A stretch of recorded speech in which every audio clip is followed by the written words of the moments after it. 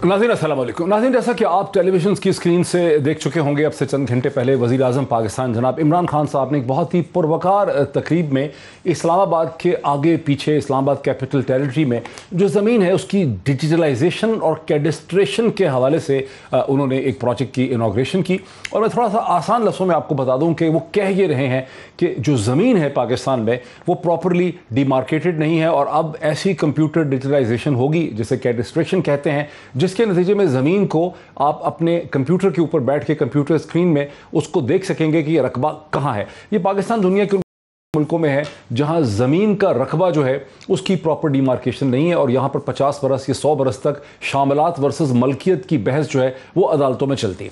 और ये बहुत अच्छी बात वज़ीर आज़म पाकिस्तान ने की है, इस पर हुकूमत की आप बड़ी तारीफ़ कर सकते हैं। लेकिन दूसरी तरफ हम ये देख रहे हैं कि हुकूमत अपनी तमाम इन पॉलिसीज़ और अच्छे अच्छे ख्यालात और आइडियाज़ को इम्प्लीमेंट कैसे करेगी जब हुकूमत की गवर्नेंस के जो टूल्स हैं उनके ये हालात हैं कि एक दिन पहले हमने देखा कि पंजाब में 7वां इंस्पेक्टर जनरल पुलिस आ चुका है। और ऐसा नहीं है कि 70 बरस हो गए हैं हुकूमत को या 20 बरस हो गए हैं, ये 3 बरसों में 7वां आईजीपी पुलिस आ चुका है और वहां पे 5वां या 6ठा चीफ सेक्रेटरी आ चुका है। तो टूल्स तो है ही नहीं हुकूमत के पास गवर्न करने के, तो कैसे हुकूमत अपने खूबसूरत जो ख्वाब हैं उनको ताबीर कर सकेगी? इस हवाले से बहुत डिटेल से आज हम बात करेंगे। लेकिन उससे पहले एक दूसरी चीज़ है कि पाकिस्तान का जो जुडिशल और लीगल सिस्टम है वो अब पूरी दुनिया के सामने, पाकिस्तान के लोगों के सामने भी मजाक बन चुका है। लेकिन जो अरबाब इख्तियार हैं जो इस सिस्टम को रन करते हैं, जिसमें पाकिस्तान की बार एसोसिएशंस हैं, अहम वकला हैं, उनकी तंजीमें हैं, उनको बिल्कुल इसका एहसास नहीं है कि उनका जो एक फेलियर ऑफ कंट्रोल है जुडिशल प्रोसेस में।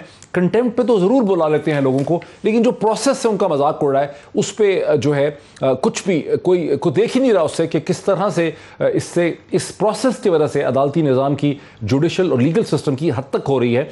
अब मैं टुकड़ा सुनाता हूँ जो मोहतरमा मरियम नवाज साहिबा ने अपना वकील तब्दील करने का जो उज़र दिया है इस वक्त, वो ज़रा सुन लेते हैं। मेरा जो लॉयर हैं अमजद परवेज साहब, जिन्होंने शुरू से ही इस केस को कंटेस्ट किया है, जब से उनको कोविड हुआ है, उनको कमर की शदीद तकलीफ़ है और उनके लिए हफ्ते में 2 बार कम्यूट करना पॉसिबल नहीं है। उन्होंने मुझे कहा कि आप मुझे इस मुकदमे से अलहदा कर दें क्योंकि मैं इतना कम्यूट नहीं कर सकता, तो मैं नहीं चाहता कि आपका केस सफ़र करे। तो मैंने उनसे ये रिक्वेस्ट की है कि आप मेरे मुकदमे को ही आप ही कंटेस्ट करें, लेकिन फॉर द टाइम बीइंग जब तक आपकी सेहत बेहतर नहीं हो जाती मैं अपने लिए कोई और काउंसिल अरेंज करूंगी। Minister of state for information जनाब फारूक हबीब साहब ने इसका क्या तज्जिया ऑफर किया है वो भी सुन लें। ये इल्तवाओं के पीछे छुपना, ये डिलेइंग टैक्टिक्स के पीछे छुपना, ये शरीफ खानदान का पुराना वतीरा है। जब भी इनकी करप्शन के ऊपर सवाल होता है, जब भी एहतसाब की बारी आती है, ये बीमार हो जाते हैं। पहले ये सुना था नवाज शरीफ बीमार हो गए, कभी शहबाज शरीफ बीमार हो गए, कभी मरियम सफदर बीमार हो जाती हैं, लेकिन आज पता चला कि आज वकील भी बीमार हो गए। कह रही है मुझे 1 महीने का वक्त दिया जाए। वो 3 साल गुजर गए हैं। 18 जुलाई की आपकी अपीलें हैं 2018 की, आज सितंबर 2021 चल रहा है, 3 साल से ज़ायद गुजर गए हैं। आप अपनी अपीलों के ऊपर क्यों फैसला नहीं करवाना चाहते? क्योंकि आपको पता है कि आपने चोरी की हुई है। नाज़रीन, यहीं से हम अपनी बहस का आगाज़ करेंगे कि पाकिस्तान का जो क्रिमिनल जस्टिस सिस्टम है, जिसके हवाले से हमने पहले भी कई दफ़ा बात की है और इसमें कोई सिर्फ पाकिस्तान के वकला, बार एसोसिएशन सभी इस सूरत हाल के लिए जिम्मेदार हैं। ये है क्या सूरत हाल? मैं अपने गेस्ट आपसे इंट्रोड्यूस कर देता हूं, फिर उसके बाद मैं एक और भी इसमें चीज़ इंट्रोड्यूस करता हूं। मुझे ज्वाइन कर सकेंगे आज के इस प्रोग्राम में साबिर शाकिर साहब, जो सीनियर पॉलिटिकल एनालिस्ट हैं, सहाफ़ी हैं, अपना प्रोग्राम भी करते हैं, एक वीडियो लिंक के जरिए मुझे ज्वाइन कर सकेंगे। प्रोमिनेंट सहाफ़ी हैं, very warm welcome to him. मुझे ज्वाइन कर सकेंगे जनाब हफीजुल्लाह नियाजी साहब, जो कॉलमनिस्ट हैं, पॉलिटिकल एनालिस्ट हैं, वो भी मुझे एक वीडियो लिंक के जरिए लाहौर से ज्वाइन कर सकेंगे। और मेरे तीसरे जो पार्टिसिपेंट हैं प्रोग्राम के अंदर थ्रू आउट, वो हैं सईद काजी साहब, जो सहाफ़ी हैं, जर्नलिस्ट हैं, पॉलिटिकल कमेंटेटर हैं, टेलीविजन की निस्बत से भी आप उन्हें जानते हैं। लेकिन इससे पहले कि मैं अपने तीनों गेस्ट की तरफ चलूँ, मुझे ज्वाइन कर रहे हैं चंद मिनट के लिए, शुरू में ही मैं बात करूँगा जनाब राजा आमिर अब्बास साहब के साथ, जो सुप्रीम कोर्ट ऑफ पाकिस्तान के वकील भी हैं, जानी पहचानी शख्सियत हैं, नैब के डिप्टी प्रोसिक्यूटर जनरल रह चुके हैं। राजा आमिर अब्बास साहब, अस्सलाम वालेकुम। वालेकुम सलाम। राजा साहब, मेरे हाथ में एक ट्वीट है जो मिर्ज़ा शहजाद अकबर साहब ने किया है, जिनसे आप वाकिफ़ हैं। मैं ट्वीट आपको पढ़ के भी सुना देता हूँ। वो ट्वीट ये कहता है, इसी चीज़ के ऊपर जो मरियम नवाज साहब ने अपने वकील तब्दील करने का उज़र दिया है। उन्होंने कहा, what a drama, first lied on last hearing 1 September, the lawyer is in general adjournment, is on a general adjournment, whereas same lawyer appeared in Accountability Court Lahore on 31st August Today she fires the lawyer, delaying tactics and misleading the court. What will it achieve? Courts must not allow delaying tactics. Urdu में बता दूं जो अंग्रेजी में समझ सकते हो कि पहले उन्होंने 1 सितंबर को मोहतरमा मरियम नवाज साहिबा ने कहा कि वकील जो है वो एक जनरल एडजॉर्नमेंट में है, इस वक्त हाजिर नहीं हो सकता। हालांकि उससे 24 घंटे पहले वही वकील जो है लाहौर के अंदर एक और अदालत में पेश हो गया। अब उन्होंने उस वकील को फारिग कर दिया है और ये दर हकीकत डिलेइंग टैक्टिक्स हैं अदालतों को मिसलीड करने के लिए, और अदालतों को चाहिए कि इन डिलेइंग टैक्टिक्स की इजाज़त ना दें। अब राजा आमिर अब्बास साहब, आपकी उम्र गुजर गई अदालतों के साथ और वकालत के साथ और बार एसोसिएशन के साथ, ये सिर्फ इसके लिए रिस्पॉन्सिबल है कि आपकी सारी वकला बरादरी जो है उसकी एथिकल और मॉरल कंडीशन जो है वो ये है कि किसी केस का आप लोग फैसला नहीं होने देते। यानी यहाँ पर 15-15, 20-20 साल तक डिलेइंग टैक्टिक्स होते हैं। नवाज शरीफ साहब लंदन बैठे हैं, वो चले गए हैं, अब अदालत ने एक फैसला कर दिया है कि जब आएंगे तो उनकी अपील सुनी जा सकेगी। क्या है, हमने क्यों इस पूरे प्रोसेस को एक जोक में कन्वर्ट कर दिया? डॉक्टर साहब, इट्स अ वेरी अनफॉर्चुनेट और एक आयरॉनिक सी बात है कि ये हमारे सिस्टम में वाकई ही इस तरीके से रच बच चुका है कि जो वकला का, तंजीमों का कंट्रोल है, या जो लॉयर्स के जत्थे होते हैं, या जो फिर अदालतों ने एक स्ट्रिक्ट एक्शन लेना होता है। मुझे 30 साल गुजर चुके हैं इस प्रैक्टिस करते हुए। हमने देखा है जो क्रिमिनल अपील्स होती हैं वो हार्डली 2, 4, 6 पेशियों से ज्यादा कभी नहीं चलती, लेकिन इस केस में मैं हैरान हूं कि उनको जानते बूझते हुए भी ये दिया। अब आप मेरी बात नोट करें कि अगली पेशी पे उनके वकील साहब नए आएंगे और वो कहेंगे क्योंकि मुझे आज ही या कल अपॉइंट किया गया है, मैं केस के ब्रीफ को पढ़ नहीं सका, मुझे मोहलत चाहिए कि ये मैं किसी तरीके, और वो 3 महीने की मोहलत ले लेंगे, वो फिर मोहलत मांगेंगे और फिर इसी अंदाज में चलेंगी।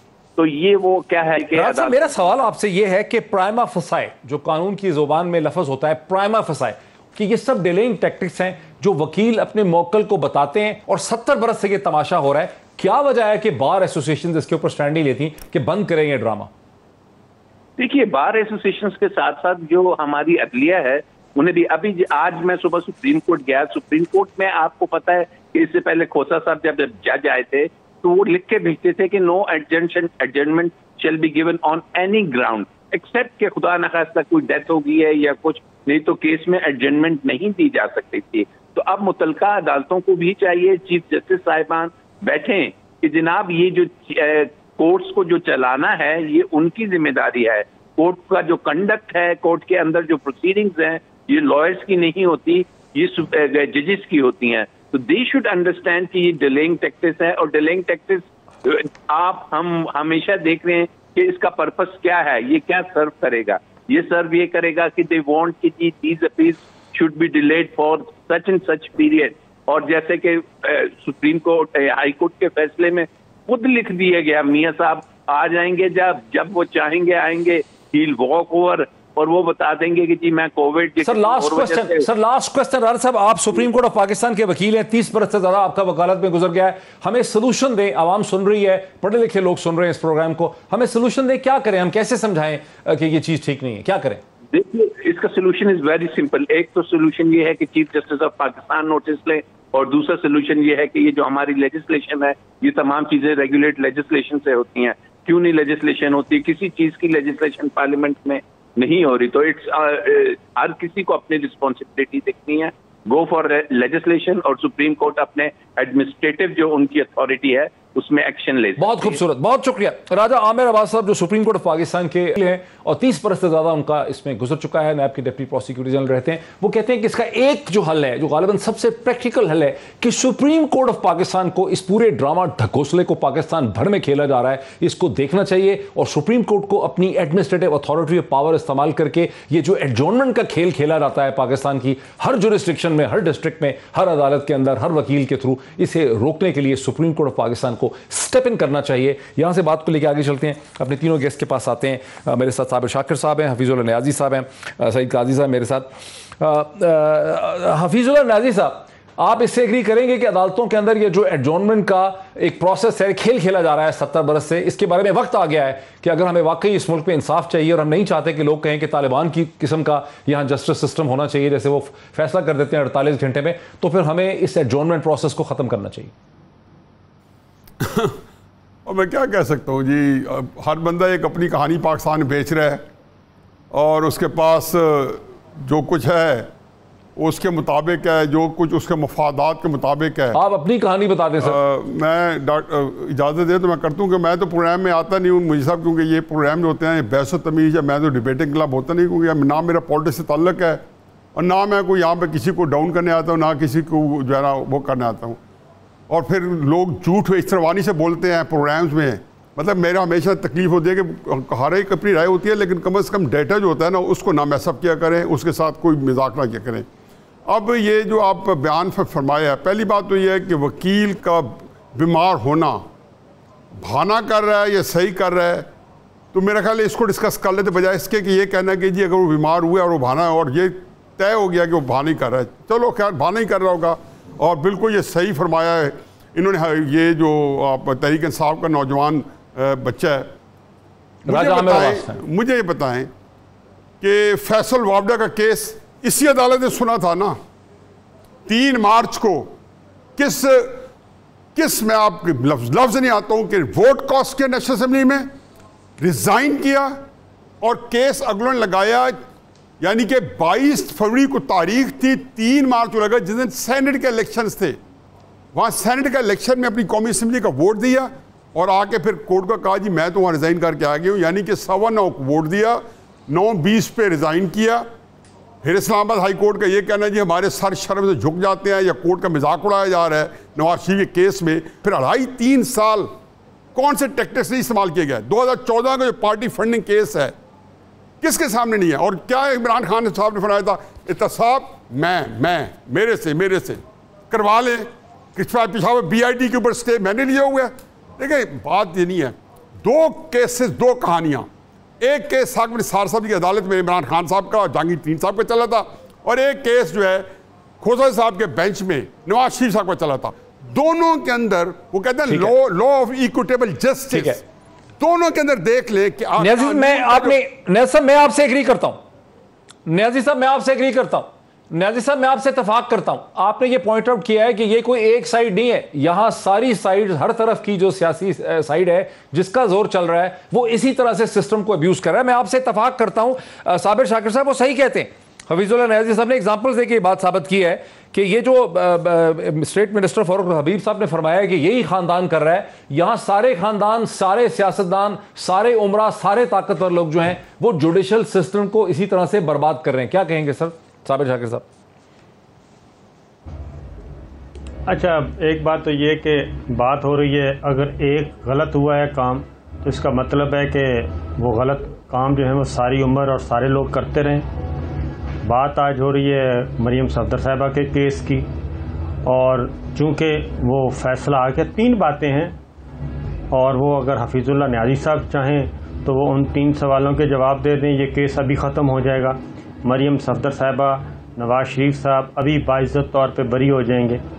और किसने कहा था कि आप कैलबरी फ़ॉन्ट लेके आएँ, किसने कहा था कि कतरी खत लेके आएँ, किसने कहा था कि ये कहें कि मेरी तो कोई जायदाद ही नहीं है, किसने कहा था कि ये सारे का सारा झूठ का पुलंदा है। ये मामला शुरू कहाँ से हुआ था? क्या ये पाकिस्तान के किसी मीडिया हाउस ने किया था? ये तो खुद अपने मोस्ट फेवरेट मीडिया हाउस के बहुत ही लोगों अपने लोगों ने उन्होंने ये खबर ब्रेक की थी।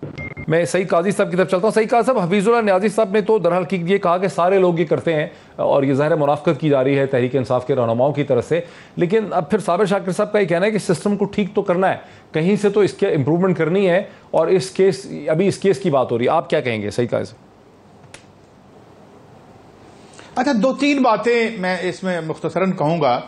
एक तो जो हम टॉक शोज भी करते हैं मोहित पीरजादा साहब, अब उसमें भी ये बहस हो रही है कि आपने चोरी की, नहीं आपने भी की थी, लिहाजा 1 चोरी जमा 2 चोरियां बराबर है 0। एक तो ये आर्ग्यूमेंट की मुझे आज तक समझ नहीं आती। भाई पहले मुझे पाके पकड़ते हैं, मैं कहते हैं मोहित पीरजादा साहब को पहले पकड़े, वहां से शुरू कर दें, मेरे खिलाफ क्यों FIR है। एक तो है जिसे कहते हैं 2 wrongs do not make 1 right, लेकिन असल बात ये नहीं है, असल बात एक और है। असल बात यह है कि मिनहसुल तबका इस मुल्क की इशराफिया कानून के आगे नहीं आना चाहती। मुझे ये बताएं, ये इसी सुप्रीम कोर्ट में हमला नहीं हुआ? अगर आपको नैब बुलाती है तो पत्थर लेके आप नहीं गए और आपके साथ कुछ भी नहीं हुआ।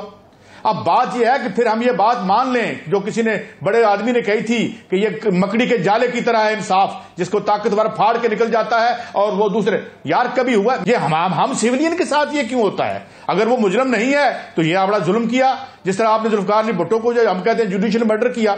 अब सवाल क्या है? सवाल यह है कि एक टेप ही काफी है ये जानने के लिए मलिक कयूम के साथ जो गुफ्तगू थी उसकी सैफुर रहमान की, और वो कैसे आगे से ऐसे बोल रहे थे जैसे ये मसला है। मसला यह है कि समाज को आपने बांट के रख दिया है। अभी मेरे साथ प्रोग्राम करने से पहले जो एतजाज अहसन साहब बैठे थे, उन्होंने उन फाजिल 5 जजों का बताया जिन्हें बाद में सेनेटर बनाया गया, एक को प्रेसिडेंट बनाया गया। एक मेरी मोहतरमा बहन जो है वो मेहर, क्या नाम है, मेहर के प्रोग्राम में वो क्या कहा था सजाद अली शाह साहब ने कि उनको क्या ऑफर हुई, अपने कहें प्रोड्यूसर को कि वो वीडियो निकाल के ले आए। और यार मैं जुर्म करता हूं, मुझे जूते मार मार के मेरे तबके का भुरकश एक मोटरसाइकिल चोरी करता हूं तो मार मार के मेरे खाल उतार देते हो। अंदर मैं आपको बताता हूं तो ये है, ये तबकाती एप्लीकेशन ऑफ इंसाफ है, चाहे जहांगीर तरीन हो चाहे मियां मोहम्मद नवाज शरीफ हो, इसको खत्म करें। और मैं आपके इस बात की तायीद करता हूं कि ये फ्रॉड और ड्रामा खत्म करें। कानून की जो एप्लीकेशन है वो यकसां होनी चाहिए, चाहे कोई बंदा भी हो। लिहाजा ये, और ये दूसरी बात, ये लड़ाई ये है, ये लड़ाई क्या लड़ रहे हैं यार? तुसी भी अब लाओ, क्या कहा था ख्वाजा आसफ ने? तो ये मसला है, ये अकाउंटेबल होना ही नहीं चाहते।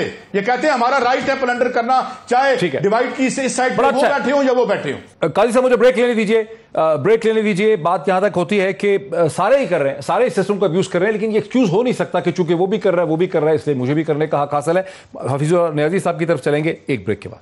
नाज़रीन वेलकम बैक, मेरे साथ हैं जनाब साबिर शाकिर साहब, हफीजुल्लाह नियाजी साहब, सईद काजी साहब। बात यहाँ पे ख़त्म हुई। हफीजुल्लाह नियाजी साहब आपसे शुरू करता हूँ कि आपने ये इस्तदलाल था आपका आर्गूमेंट ये था कि ये पीटीआई के मिनिस्टर्स जो हैं ये मुनाफकत कर रहे हैं बिकॉज ये खुद भी इनके सारे लोग जो हैं इसी तरह से कोर्ट से एडजॉर्नमेंट लेके प्रोसेस को अब्यूज़ करते रहे हैं, उसको लटकाते रहे हैं। लेकिन आपके अलावा तो दोनों पार्टिसिपेंट्स हैं, उनका कहना ये है कि माना कि सारे ही शराफिया जो हैं अब्यूज़ कर रहे हैं, लेकिन कहीं तो इस अब्यूज़ के प्रोसेस को ख़त्म करना है। क्या ये डिफेंस तो नहीं हो सकता कि अगर फैसल वाडा ने किया था तो मरीम नवाज को भी यही हक हासिल होना चाहिए? मेरा ख्याल है कि मैं तो पत्नी काजी साहब बहरहाल बहुत अच्छी तरह बात समझ लेते हैं और उन्होंने क्या समझा, और काजी साहब बहुत माशाल्लाह मुझसे ज़्यादा समझदार आदमी हैं।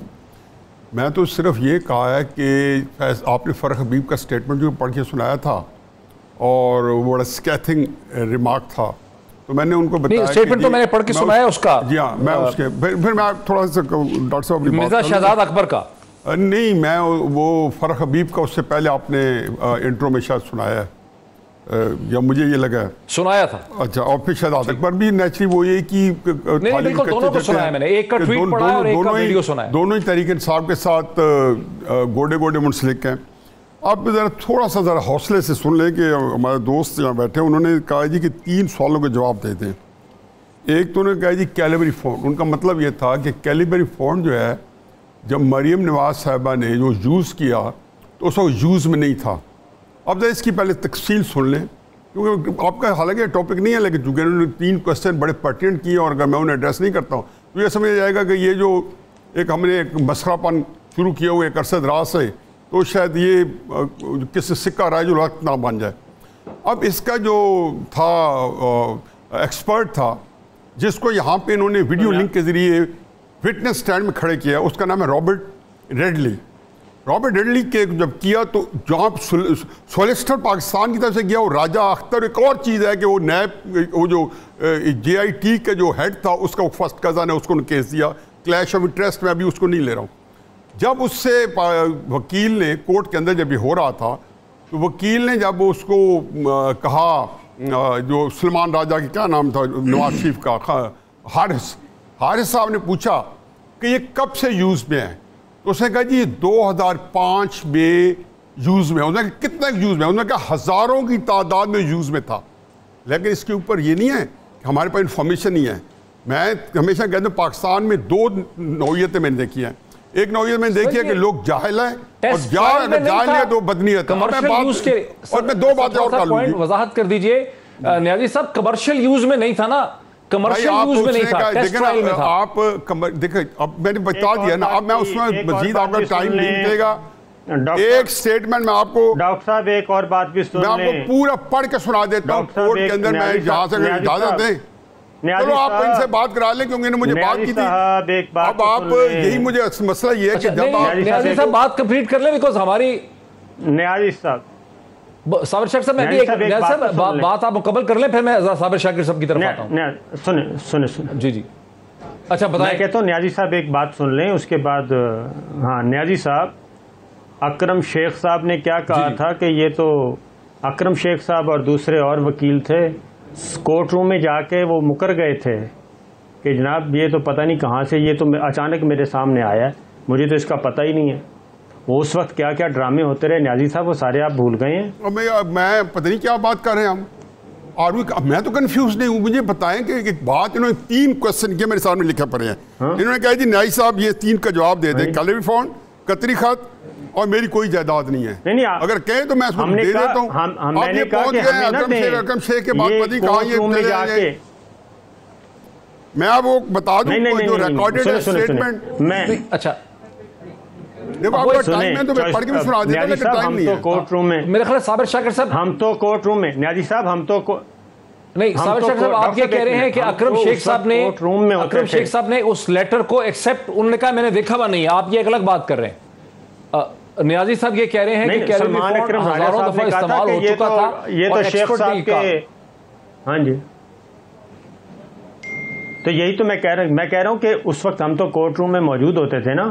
ये जिस दिन ये क्या कहना चाहिए नवादरात ये हुई थी दरियाफ्त कतरी ख़त की, तो उस दिन शेख साहब ने कहा था कि काया पलट गई, और जब अंदर जाके बयान किया तो वो कतरी ख़त था। और उसके बाद दूसरे वकील आए, उन्होंने कहा जी इस खत से मेरा कोई ताल्लुक नहीं है, ये तो फलां बात की थी, चैम्बर में तैयार देना था। ये अब अपनी बात खुद ही जवाब दे रहे हैं, अब करवा लें इनसे बात।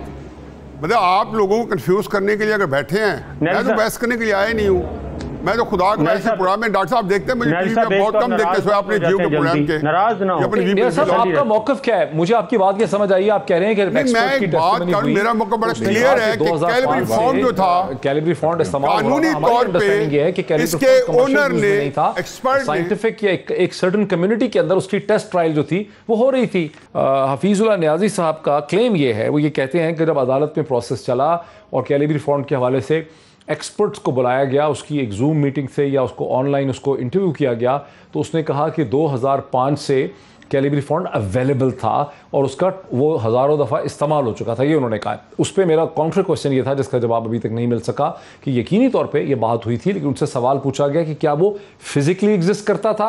उस पर एक्सपर्ट ने बताया कि हाँ वो चीज़ फिज़िकली एग्जिस्ट करती थी, लेकिन फिज़िकली एग्जिस्ट करती थी, क्या वो कमर्शियल यूज़ था, क्या जिसने वो कंपनी ने फंड बनाया था या माइक्रोसॉफ्ट ने बनाया था, क्या उन्होंने उसको पब्लिक यूज़ के लिए ऑन किया था। हमारी अंडरस्टैंडिंग ये है, अभी तक जो न्याजी साहब उसको करेक्ट कर देंगे, वो वापस जब आएंगे, कि वो पब्लिक यूज़ के लिए इशू नहीं हुआ था, और इसका मतलब है कि लॉ फर्म्स या अदालतें या वकील जो हैं वो उसको इस्तेमाल नहीं कर सकते थे। हाँ, एक साइंटिफिक कम्युनिटी उसको ज़रूर जो है वो इस्तेमाल कर रही थी। यहाँ पे बात खत्म होती है, ब्रेक लेते हैं, ब्रेक के बाद वापस आते हैं और इस डिस्कशन को आगे बढ़ाते हैं। लाज़िम वेलकम बैक। हफीजुल्लाह न्याजी साहब, मुझे आपकी बात से समझ आई है, आप कहते हैं कि जब एक्सपर्ट को एग्जामिन किया गया वीडियो लिंक के जरिए, तो एक्सपर्ट ने कहा कि कैलेबरी फंड जो है वो 2005 से मारज़े वजूद में आ चुका था और सैकड़ों या हज़ारों दफ़ा इस्तेमाल हो चुका था। हमने ये पढ़ा है कि कैलेबरी फंड एग्जिस्ट ज़रूर करता था फिजिकल फॉर्म में, मारज़े वजूद में आ चुका था, बना लिया गया था साइंटिफिकली, लेकिन जो IT कम्युनिटी है, इंफॉर्मेशन टेक्नोलॉजी और साइंटिफिक कम्युनिटी ही उसको इस्तेमाल कर रही थी, टेस्ट ट्रायल से गुजर रहा था, उसको उसकी पेरेंट कंपनी ने, माइक्रोसॉफ्ट की जो भी थी, उसने उसको कमर्शियली अवेलेबल नहीं किया था। और इसी वजह से ये तस्वर करना कि एक लॉ फर्म जो कमर्शियल यूटिलाइजेशन करती है, खास करके बरतानिया वगैरह में, वो उस कैलेबरी फंड को इस्तेमाल नहीं कर सकती थी, इससे आपको इख्तलाफ? देखें जी, जो आपने जो बात किया है ना, उसमें 2-3 चीज़ें ऐड करें। बिल्कुल आपने एग्जैक्टली बिल्कुल सही कहा है। ये विंडो विस्टा बीटा जो कंपनी है उसके 3 वर्जन आए थे, 2005 से लेके 2007 तक, 7 में रिलीज़ किया था। और ये जब देते हैं तो उसका होता ही है कि इसके तरीक़ेकार यही है कि उसको देखते हैं कितना ये लोगों में यूज़ करते हैं, उसको प्रमोट करते हैं, जब देख, और उसके बाद ये बेचते हैं मुख्तलिफ कंपनीज़ को, या जैसे माइक्रोसॉफ्ट को बेच दिया तो हैफ्टी पैसा लेते हैं। तो इसलिए उससे पहले जो टेस्ट में होता है तो उसका ये नहीं है कि जो कमर्शियल में नहीं है तो टेस्ट में यूज़ नहीं हो सकता। चुनांचे जब उसको सवाल किया गया तो उसने कहा हाँ, हज़ारों की तादाद में उस वक्त यूज़ में था। अब दूसरी बात यह है कि 2 और चीज़ें इसमें इनकॉर्पोरेट कर लें। रॉबर्ट रेडले को जिस तरीके से वहाँ जो है वीडियो लिंक दिया गया, कतरी शहजादे को जिनकी हमने आगे गाड़ी चलाई उसको हमने नहीं दिया। आप देखें क्राइटेरिया। फिर तीसरा जो था, जमाइमा गोल्ड स्मिथ ने जो 2005 की अन्य जो से कहने जो टेस्टिफाइड कॉपीज नहीं थी, जो कि उन्होंने कहा जी मुझे मिल गया 2004 या 2005 के वो क्या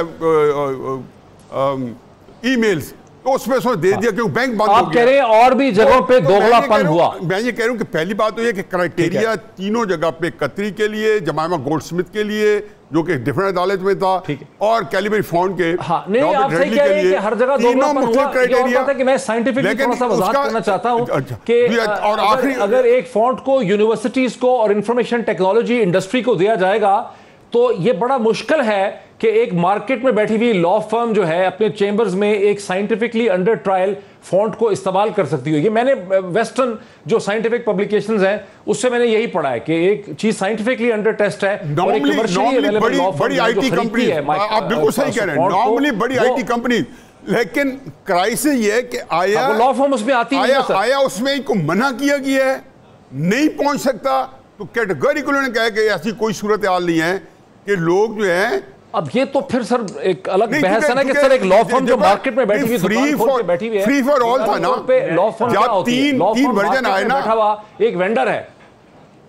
वेंडर देखें, मैं अब इंडिविजुअल जब यूज कर रहा हूं, इसमें साबिर शाकिर साहब का भी वर्जन ले लें। साबिर शाकिर साहब जरा क्विकली, मैं एक और बड़ी जबरदस्त चीज पे जाना चाह रहा हूं लेकिन इसमें फंस गया हूं। साबिर शाकिर साहब, your final comment on it.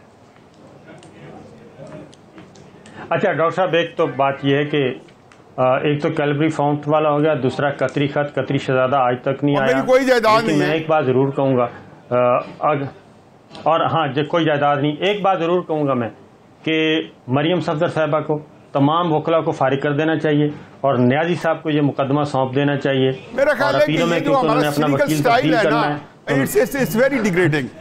मैं कहता हूँ दो चीजें हमारे अंदर है, एक है कि यहाँ बदनीयत है या जाहिल है। अगर आपके अंदर कुछ दोनों में से एक चीज है तो मैं अपनी को टेस्ट कर सकता हूँ। आपके पास नॉलेज डाल दो तो सुने ना, आपके पास कुछ देगा, आप ऐसे कह रहे हैं मेरे ऊपर, मेरी जात के ऊपर कमेंट दे रहे हैं और विदाउट रियलाइजिंग कि आप किस जगह से जाके अपने कमेंट दे रहे हैं, किसको रिप्रेजेंट कर रहे हैं और कैसे कर रहे हैं।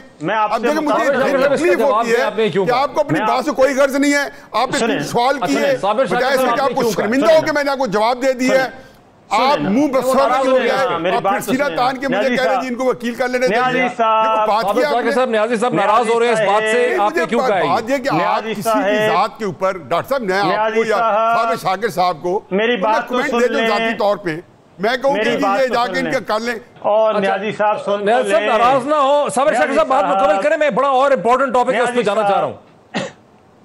अब डॉक्टर साहब मैं तो सिर्फ इतना, मैं उनके दलाइल से मुतासर हुआ हूँ और मरियम सफदर साहब अपना वकील तब्दील करना चाह रही हैं और न्याजी साहब से अच्छा वकील कोई और हो नहीं सकता। उनको कैलिबरी फ्रॉन्ट का भी पता है, उनको कतरी खत का भी पता है, वो सारी इस्लामाबाद हाई कोर्ट में जाके पता है कि वकील हो नहीं सकते, फलां वकील हो और मैं वकालत मेरा पेशा है, मैं वकालत करता हूं, ये मतलब है या ये जो है सिनिकल हो रहे हैं। देखो सिनिकल डॉक्टर साहब को आप देखे इतने महज़ब आदमी है, इतने एजुकेटेड आदमी, आप इतनी पोजीशन में काम करते हैं, वो ज्वाइनिंग मसला उलझ गया है। किसी को सिनिकल नहीं, लेकिन उलझ जाए तो हम सिनिकल हो जाए। शुरू में जिक्र किया था, हमारे पास जवाब ना हो तो हम सिनिकल हो जाए किसी के साथ। नहीं मैं कुछ अर्ज करूं, उसमें बड़ी देर से खामोश बैठा हूं। रिस्पेक्टेबल आदमी के साथ सिनिकल हो जाऊं, मुझे इस पे सारा मौक़िफ़ आ चुका है, इस पहाड़ी में अब कुछ बचा नहीं है, अवाम ने, नाज़रीन ने सुन लिया, सारा मौक़िफ़ है। जरा मुझे दूसरे टॉपिक पे जाने दीजिए।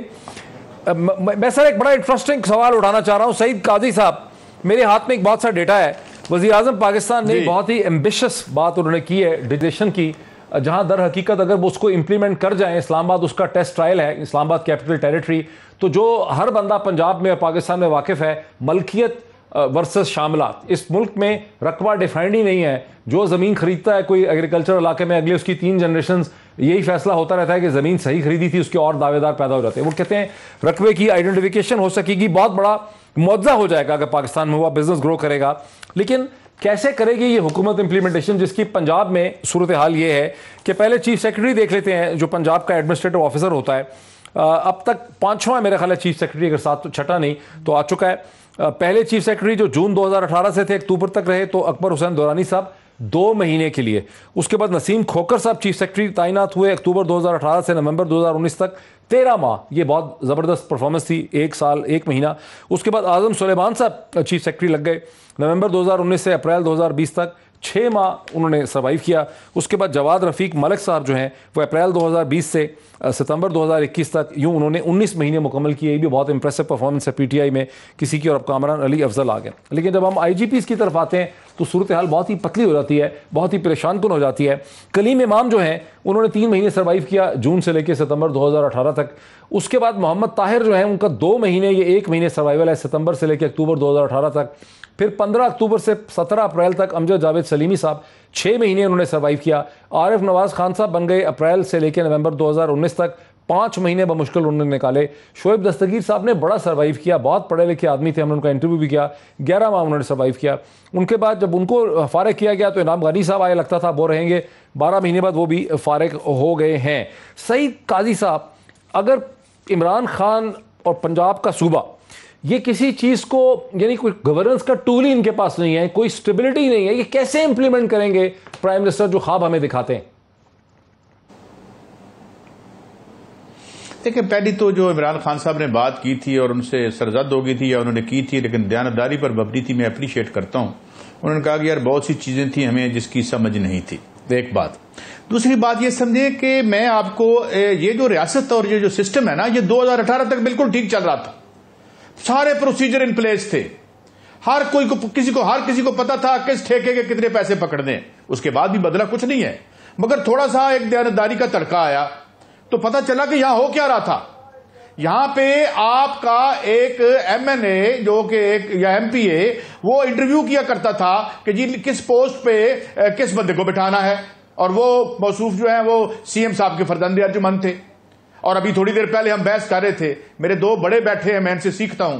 हमें ये जानना, ये मेरे लिए राज है, मेरे लिए या आप सब के लिए, कि नवाज शरीफ, इमरान खान या जरदारी कितने दयानतदार या बददयानत लोग हैं।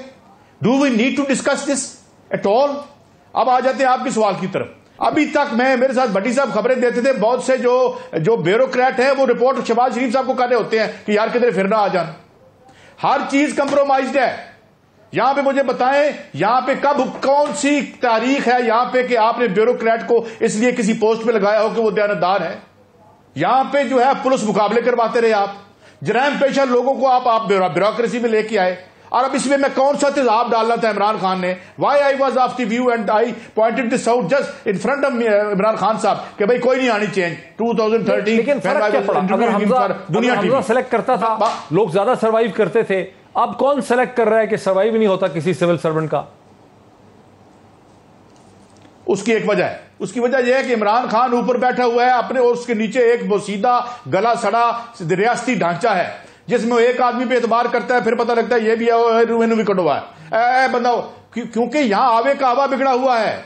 यहां पे बिजनेस एज यूजुअल था, करप्शन और सब कुछ। खान नहीं बदल सका, कैसे बदल सकेगा? सरमायादारी निजाम यहां बोल्शेविक इनकलाब करके आया था।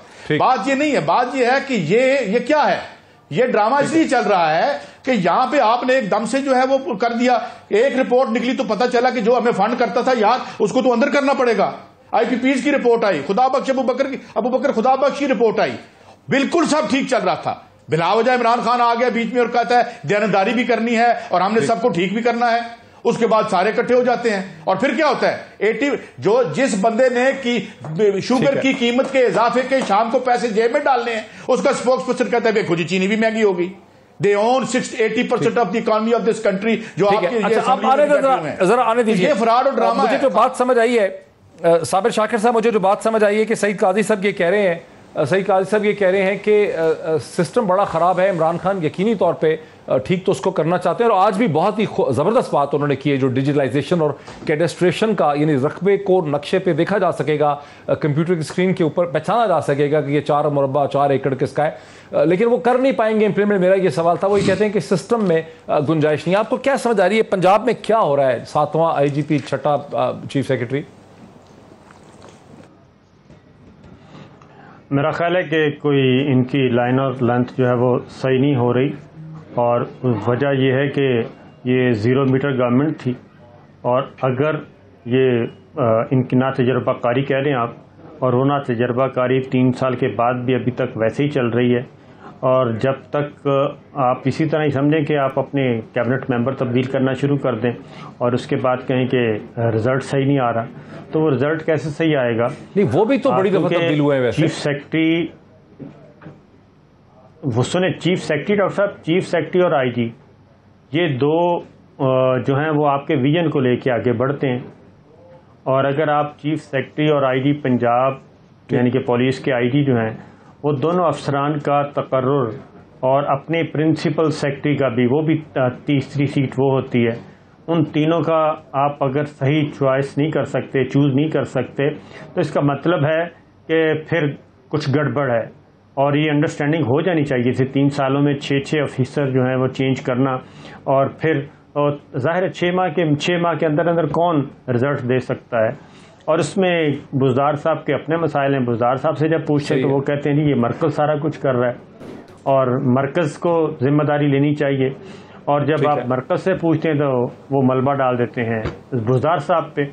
तो ये गड़बड़ तो बहरहाल मौजूद है, और ये इसी वजह से अभी तक मामला सुलझ नहीं पा रहे। गड़बड़ बहरहाल है। बहरहाल मैं आ रहा हूँ हफीजुल्लाह नियाज़ी साहब की तरफ। उससे पहले मैं आप सबको और नाजरीन को मैं एक इसके बारे में जो एक बड़ा सौंबर आवाज़ में, बड़ी सैड सी आवाज़ में हमारे इंफॉर्मेशन मिनिस्टर जो हैं फवाद चौधरी साहब, उन्होंने इसको कैसे एक्सप्लेन किया है ये ट्रांसफ़र पोस्टिंग्स को, वो ज़रा मैं सुनाना चाहता हूँ, वो सुन लें।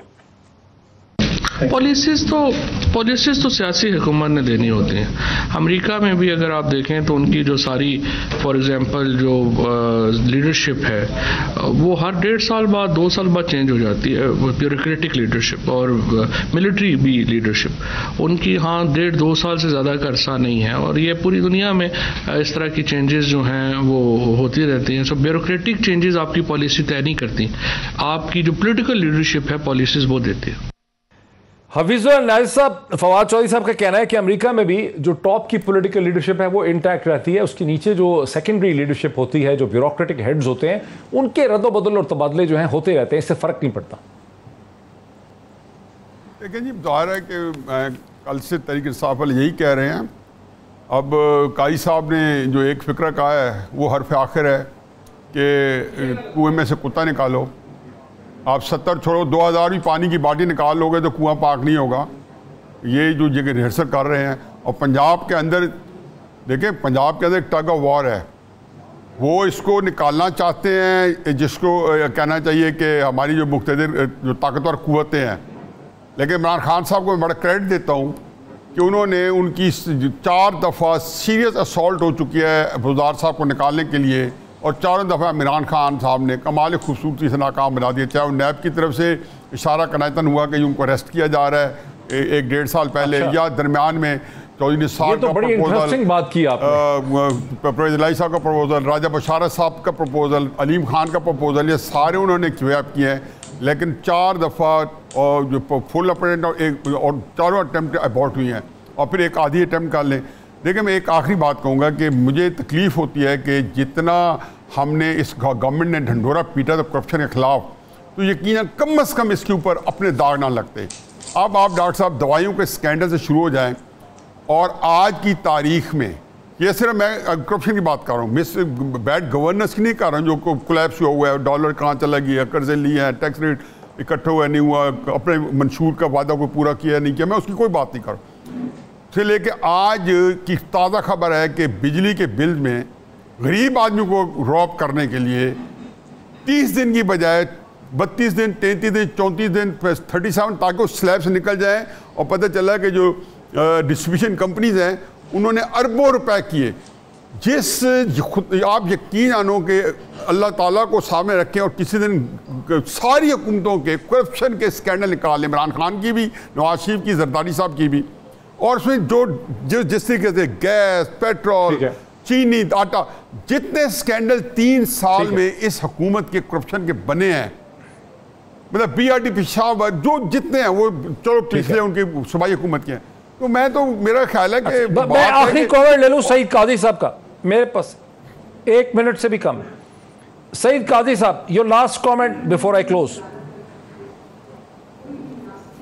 देखें, बात यह है कि ये ठीक बात, जब मैं ये कहता हूं कि कुत्ता निकालें तो मैं कहता हूं निजाम को बदलें, मैं किसी पर्सन की तरफ रिफर नहीं कर रहा। और दूसरी बात यह है कि हम जो है ये भी बंद करते हैं ना आयली मुकाबला बदयांती के बदयांती is preferred and better than ना आयली।